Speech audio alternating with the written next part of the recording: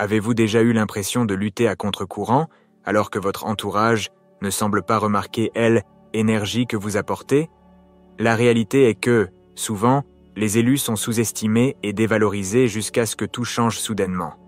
La vérité est que votre absence devient un cri assourdissant et, même si cela fait mal, ce retrait est la première étape vers la restauration de votre énergie et de votre valeur. Ce n'est pas seulement une histoire de trahison.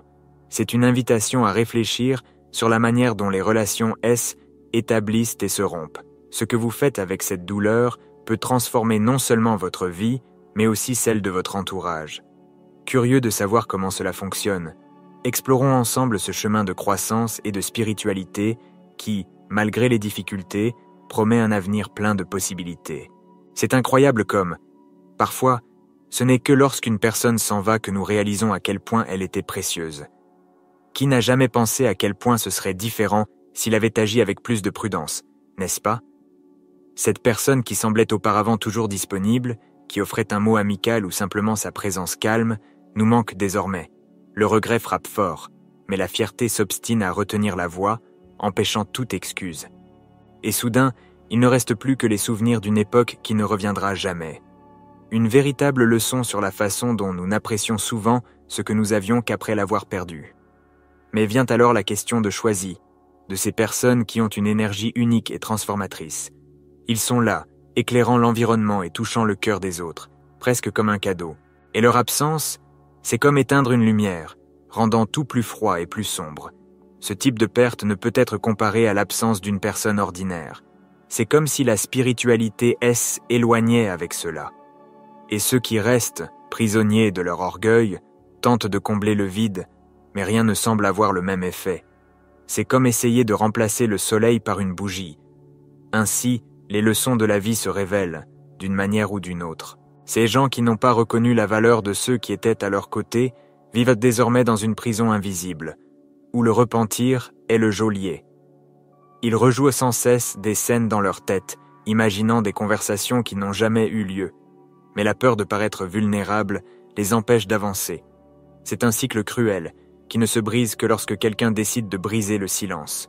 Si vous vous identifiez à cela, essayez de réfléchir. Qu'est-ce qui vaut le plus, la fierté ou la paix intérieure? Peut-être qu'à ce stade, entamer un dialogue avec un proche, demander conseil ou même exprimer ce que vous ressentez, pourrait être une bonne première étape. Vous connaissez ce sentiment que votre présence change l'environnement. C'est quelque chose qui va au-delà de ce qui est visible. Les élus ont cette énergie qui apporte paix et guérison, et on ne s'en rend souvent compte que lorsqu'ils s'éloignent. Tant qu'ils étaient là, les choses se passaient mieux. Les disputes étaient évitées, et même les jours difficiles semblaient plus légers. Mais la véritable preuve de l'impact que vous avez eu, c'est lorsque, tout à coup, votre absence crée un vide que personne ne peut combler. Les gens qui ne l'avaient même pas remarqué auparavant se sentent désormais perdus, comme s'ils s'étaient égarés. C'est comme cette histoire de l'ami qui t'écoute toujours, celui qui est là dans les bons comme dans les mauvais moments, mais qui ne demande jamais rien en retour. Cependant, lorsqu'il décide de prendre soin de lui et de s'éloigner un peu, le groupe réalise à quel point il a fait une différence. Le climat change et les conversations n'ont plus le même éclat. Pour ceux qui sont choisis, c'est à la fois un fardeau et une bénédiction. Assumer la responsabilité de rétablir l'équilibre est un défi, mais c'est aussi un cadeau qui ne peut être nié. Et, peu importe à quel point l'absence est ressentie, il faut savoir que, parfois, s'éloigner est nécessaire pour préserver sa propre paix. Ce qui est intéressant, c'est que, même loin, les élus continuent d'avoir un impact sur les gens qui les entourent. Le souvenir de ce qu'ils ont apporté à la vie des autres reste une marque invisible mais puissante. Et ceux qui restent, plongés dans leurs propres regrets, commencent à réfléchir à leurs propres échecs et comportements. C'est à ce moment que beaucoup réalisent que la présence de quelqu'un va bien au-delà du physique. C'est un état d'esprit. Si vous ressentez cela, il est peut-être temps de regarder en arrière avec tendresse, mais d'avancer avec sagesse, en comprenant que votre rôle, aussi discret soit-il, était essentiel pour ceux qui vous entouraient. La trahison par quelqu'un que nous aimons est un coup dur, mais ce n'est pas nouveau pour quiconque connaît les histoires bibliques. Voir le cas de Judas et de Jésus. Judas, dirigé par des influences négatives et des faiblesses internes, a fini par donner naissance à quelqu'un qui ne voulait que le meilleur. L'histoire semble se répéter dans différents contextes.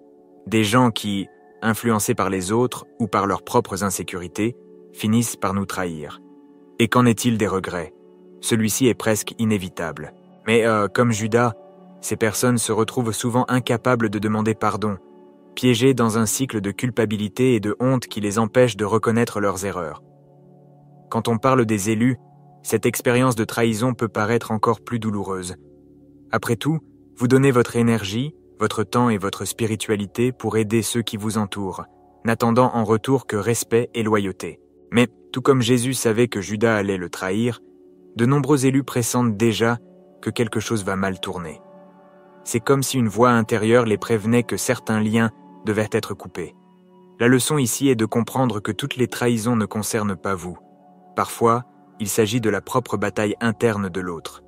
Et que faire quand on s'en rend compte? La réponse réside dans le fait de rester concentré sur votre objectif principal. Comprenez que, même face à la trahison, il existe un plan divin qui transcende la douleur et le ressentiment. Cela peut paraître cliché, mais dans de nombreux cas, ces déceptions ne sont que le début d'un chemin de croissance et de renforcement personnel. Si vous avez l'impression d'avoir été trahi, rappelez-vous que, tout comme les exemples bibliques, ces situations peuvent vous préparer à un rôle encore plus important dans le futur. Il est peut-être temps de réfléchir à ce que vous avez appris et peut-être de trouver de nouvelles façons d'apporter votre énergie particulière sans porter le poids du passé. Aussi douloureux que cela puisse être d'être trompé, il y a quelque chose de profond derrière ce type d'expérience. C'est comme si la vie utilisait ces situations pour nous façonner et nous préparer à quelque chose de plus grand. Pensez à Jésus. Il savait que Judas le trahirait, mais il a accepté son sort parce qu'il a compris qu'il y avait un objectif plus élevé en jeu. Chez les élus, la dynamique est similaire. Ces trahisons et déceptions, même si elles semblent être des coups bas, agissent en réalité comme une sorte de test. Ils révèlent qui est vraiment à nos côtés et, surtout, ils nous apprennent à ne pas gaspiller notre spiritualité avec ceux qui ne la méritent pas. Le rôle de l'élu est toujours un défi. Vous offrez le meilleur de vous-même, sacrifiant souvent votre propre bien-être pour aider ceux qui vous entourent, et vous retrouvez confronté à l'ingratitude. Mais réfléchissez-y, n'est-ce pas précisément cette douleur qui l'a poussé à grandir et à rechercher une force qu'il ne savait même pas avoir? Tout comme l'or est purifié par le feu, ces trahisons nous affinent. Ils nous apprennent à protéger notre énergie et à mieux sélectionner avec qui nous la partageons. Pour ceux qui se voient dans ce rôle, il est peut-être temps de réaliser que, même si la trahison fait mal, elle révèle également leur résilience et leur capacité à surmonter. En fin de compte, le but n'est pas de porter des chagrins, mais d'apprendre et d'évoluer. Chaque déception, chaque moment de douleur est une opportunité de renforcer votre propre spiritualité et de vous préparer aux défis qui vous attendent. Si vous avez été trompé, essayez de regarder au-delà de la douleur immédiate. Demandez-vous, qu'est-ce que j'ai appris de cela? Comment puis-je utiliser cette expérience pour devenir une personne plus forte et plus équilibrée? Comprendre le but de ces événements, c'est comme trouver une boussole au milieu d'une tempête. Elle ne dissipe pas les vents, mais elle vous aide à les naviguer avec plus de clarté et de confiance. Il est intéressant de voir à quel point l'absence de quelqu'un peut être plus éloquente que n'importe quel mot, n'est-ce pas? Lorsque vous déménagez, ceux qui s'habituaient auparavant à votre présence finissent par vous manquer vraiment. Cela arrive particulièrement aux élus, dont l'énergie est unique. Ils apportent équilibre, paix et sens de l'orientation. Lorsqu'ils battent en retraite, ceux qui tenaient en cela pour acquis se retrouvent perdus, comme si le Nord avait disparu. C'est un paradoxe. Si la présence est souvent subtile, l'absence est tonitruante. Aujourd'hui, la situation s'est inversée.